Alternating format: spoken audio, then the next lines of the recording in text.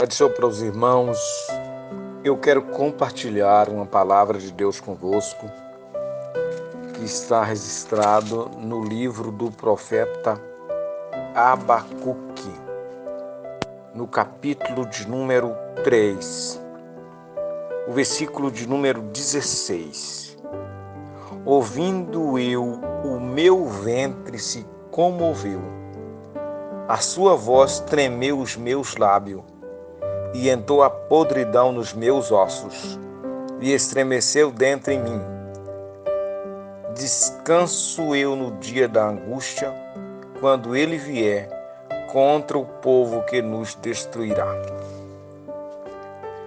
Prezados, o livro de Abacuque, ele é bastante conhecido não por esse texto, mas por os primeiros versículos do capítulo 3, principalmente o versículo de número 2, quando diz: ouvi, Senhor, a tua palavra e temi. Outro versículo que diz que mas o justo viverá da fé. E a partir do versículo 17, aonde que diz: porque ainda que a figueira não floresça, nem haja fruto na videira, o produto da oliveira minte, os campos não produzam mantimentos, as ovelhas da malhada sejam arrebatadas, os currais não haja. Esses versículos que faz o livro de Abacuque ser conhecido. Mas esse versículo que acabei de ler, ele traz para a gente algo maravilhoso.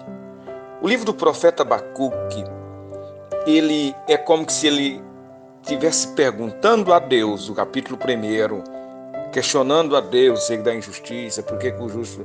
E logo em seguida Deus dando a resposta. Então ele é um livro nesse estilo, de perguntas e respostas. O capítulo 2, nós percebemos que ele diz: eu vou subir agora sobre a minha torre de vigia e vou escutar o que Deus tem para me falar. É uma conversa, certamente o povo que estava, os seus contemporâneos que estavam ali ouvindo, ouvia isso e percebia ele e também ouvindo essas respostas que ele trazia. Então ele ouve, Deus promete, dizendo que Babilônia vinha, que destruiria, muitas coisas terríveis ia acontecer, que acontecia com a nação, mas que ele, o próprio Deus, também traria algo sobre as nações que assim o fizesse com a nação de Israel. É nesse sentido que ele começa o capítulo 3, logo no segundo versículo, dizendo: eu ouvi a sua palavra e eu temi.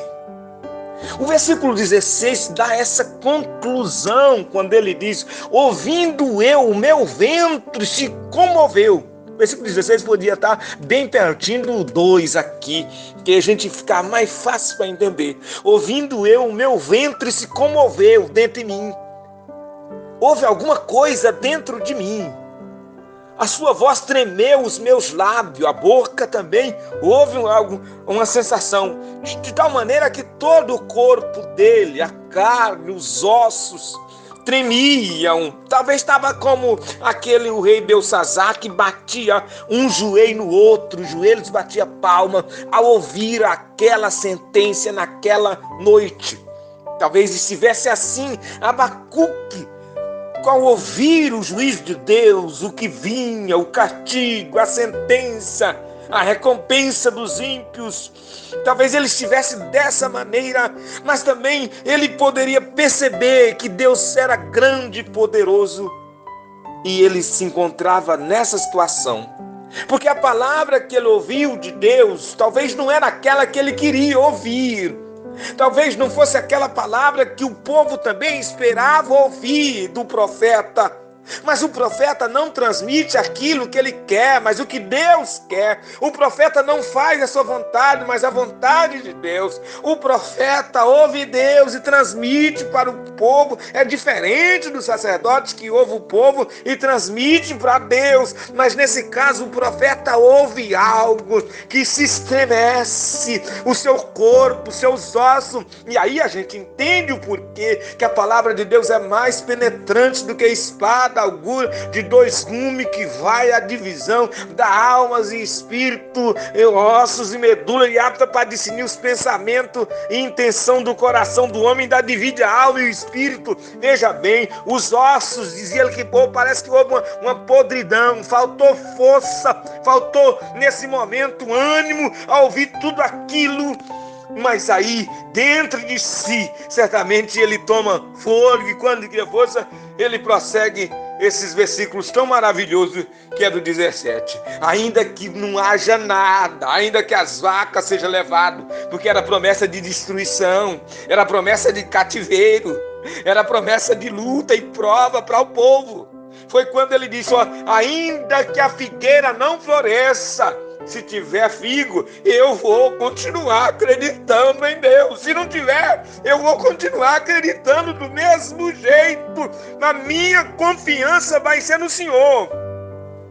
Ainda ele prossegue, ainda que a oliveira não produza, o fruto não minta, não dá fruto esse ano, e os campos não produzam mantimento, as ovelhas da malhada sejam arrebatadas, porque era costume de dar na invasão, os que invadiam levavam como despojo o gado, o rebanho, tudo que se tinha nação, e deixava empobrecida. E era nesse cenário, nesse aspecto que vem essa palavra do profeta, que já sabia o que poderia acontecer e o que ia acontecer. O juiz que ia vir, a nação da Babilônia, os caldeus ia vir, ia fazer a destruição em Jerusalém. Mas ele diz ainda que falte tudo, falte no campo, falte arroz, falte feijão, vamos usar o nosso linguajar, falta arroz, falta feijão, falta confiança, falta veste, falta calçado, mas não vai faltar confiança em Deus. Eu preciso acreditar, mas vai passar fome se não tem alimento, não estou nem aí, eu vou continuar esperando no Senhor,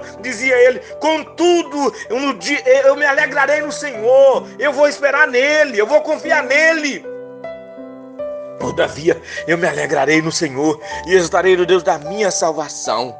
Essa era a expressão, a confiança do profeta, mesmo depois de ouvir o que vinha problema, vinha dificuldade para a nação dele. Consequentemente, ele seria atingido, pois ele estava no mesmo país, pertencia àquele povo.